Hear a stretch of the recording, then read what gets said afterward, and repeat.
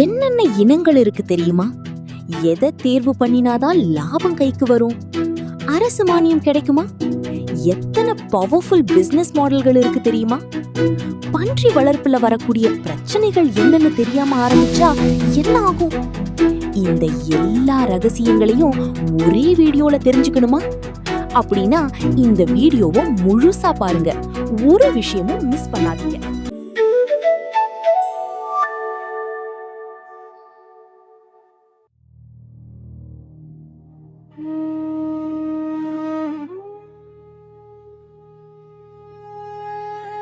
வணக்கம். பன்றி வளர்ப்பு சும்மா ஒரு பொழுதுபோக்கா இல்லாம இந்தியால ஒரு லாபகரமான பெரிய பிசினஸா எப்படி ஸ்டெப் பை ஸ்டெப்பா பண்றதுன்னு விரிவா பார்க்கலாமாங்க. இந்த வழிகாட்டி உங்களோட முதல் அடியில இருந்து ஒரு வெற்றிகரமான பண்ணை உரிமையாளரா உங்களை மாத்துறதுக்கு கண்டிப்பா உதவும். இந்த தொழிலோட மொத்த ரகசியமே ரொம்ப குறைந்த காலத்துல உங்க பண்ணையோட எண்ணிக்கை பல மடங்கா பெருகும்.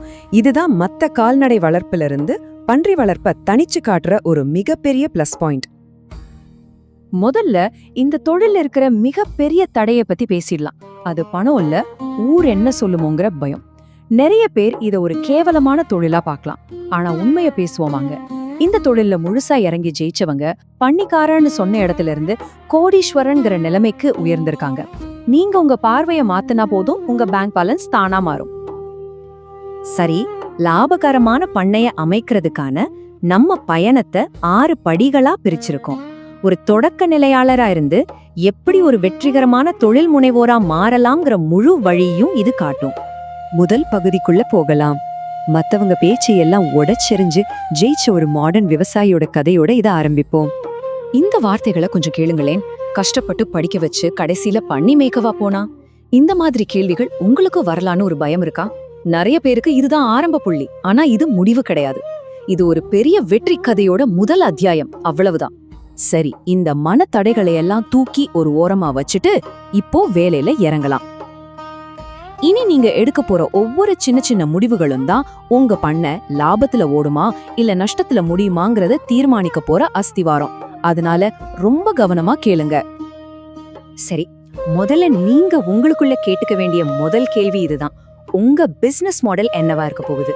இதுதான் இருக்கிறதுலே ரொம்ப ரொம்ப அடிப்படையான முடிவு. உங்க முன்னாடி 2 தெளிவான வழிகள் இருக்கு. ஒன்னு, இறைச்சிக்காக பன்றிகளை வளர்க்கிறது. இது ஒரு ஷார்ட் டேர்ம் பிளான். ஒரு 6-7 மாசத்துல உங்களுக்கு காசு கைக்கு வந்துடும். 2வது, இனப்பெருக்கம் செஞ்சு குட்டிகளை விற்கிறது. இது ஒரு லாங் டேர்ம் இன்வெஸ்ட்மெண்ட். ஆனா ஒரு தடவை நீங்க தாய் பன்றிகளை ரெடி பண்ணிட்டீங்கன்னா அதுங்க உங்களுக்கு ஒரு வருமானம் தர்ற மிஷின் மாதிரி தொடர்ந்து குட்டி போட்டுட்டே இருக்கும். ஆரம்பிக்கிறவங்க பெரும்பாலும் இறைச்சி பண்ணையில ஆரம்பிச்சு அப்புறம் மெதுவா இனப்பெருக்கத்துக்கு மாறுறது ஒரு நல்ல ஐடியா. அடுத்த முக்கியமான ஸ்டெப், சரியான இனத்தை தேர்ந்தெடுக்கிறது. ஒரு பிகினரா இதுல நீங்க ரொம்ப கவனமா இருக்கணும். பாருங்க, மார்க்கெட்ல large white Yorkshire, land race மாதிரி இனங்கள் ரொம்ப பிரபலம் தான். அதுல சந்தேகமே இல்ல. ஆனா ஒரு புது ஆளா உங்க இலக்கு லாபம் சம்பாதிக்கிறத விட நஷ்டத்தை எப்படி தவிர்க்கிறதுன்னு தான் இருக்கணும். இங்கதான் 3-way கிராஸ் இனம் ஹீரோ மாதிரி உள்ள வருது. இதுக்கு நோய் எதிர்க்க சக்தி ரொம்ப அதிகம். அப்படின்னா என்ன? மருத்துவ செலவு கம்மி, பன்றிகள் சாகுற ரிஸ்க் ரொம்ப ரொம்ப கம்மி. அதனால என்னோட பரிந்துரை 3-way கிராஸ் இனத்தோட ஆரம்பிக்கிறது தான். அடுத்து ரொம்ப ரொம்ப முக்கியமான கட்டத்துக்கு வரோம். பணம். ஆரம்ப முதலீடு எவ்வளவு தேவைப்படும், மாசம் என்ன செலவாகும்னு பார்க்கலாம். இந்த ஒரு விஷயத்த மட்டும் உங்க மனசுல ஆணி அடிச்ச மாதிரி பதிச்சுக்கோங்க. உங்க பன்றி பண்ணையோட வெற்றியோ தோல்வியோ அதை முடிவு பண்ற ஒரே ஒரு காரணி தீவன மேலாண்மை தான். உங்க மொத்த செலவுல 70%, ஆமாங்க 70% தீவனத்துக்கே சரியா போயிடும். யார் ஒருத்தர் தீவன செலவை புத்திசாலித்தனமா குறைக்கிறாரோ அவர்தான் இந்த தொழில ராஜாவா இருக்க முடியும். ஆனா ஒரு நல்ல விஷயம் என்னன்னா, மொத்த முதலீட்டையும் நீங்களே உங்க பாக்கெட்ல இருந்து போட வேண்டியதில்ல. அரசாங்கமே தேசிய கால்நடை இயக்கம், அதாவது NLM மூலியமா 50% வரைக்கும் மானியம் கொடுக்குது. இது இல்லாம பேங்க்ல லோனும் தராங்க. உங்க முதல் வேலை பக்கத்துல இருக்கிற கால்நடை பராமரிப்பு துறை ஆபீஸ்க்கு போய் இந்த ஸ்கீம்ஸ் பத்தி விசாரிக்கிறது தான். சரியா பிளான் பண்ணீங்கன்னா உங்க நிதிச்சுமை பாதியா குறைஞ்சிரும். இப்போ ஒரு பண்ணைய நடத்துறதுல தினமும் என்னென்ன வேலைகள் இருக்கும், ஆரம்பத்துல என்னென்ன சவால்கள் வரும்னு பார்க்கலாம் வாங்க. இந்த வார்த்தைய என்னைக்கும் மறக்காதீங்க. Bio security. பேரு தான் கொஞ்சம் பெருசா இருக்கு, ஆனா விஷயம் ரொம்ப சிம்பிள். இது உங்க பண்ணையோட வாட்ச்மேன் மாதிரி. உங்க பண்ணை வாசல்ல ஒரு கிருமி நாசினி தொட்டிய வைக்கிறது, வெளியாட்களை தேவையில்லாம உள்ளே விடாம இருக்கிறது, புதுசா வாங்குற பன்றிகளை கொஞ்ச நாள் தனியா வச்சு பாக்குறது.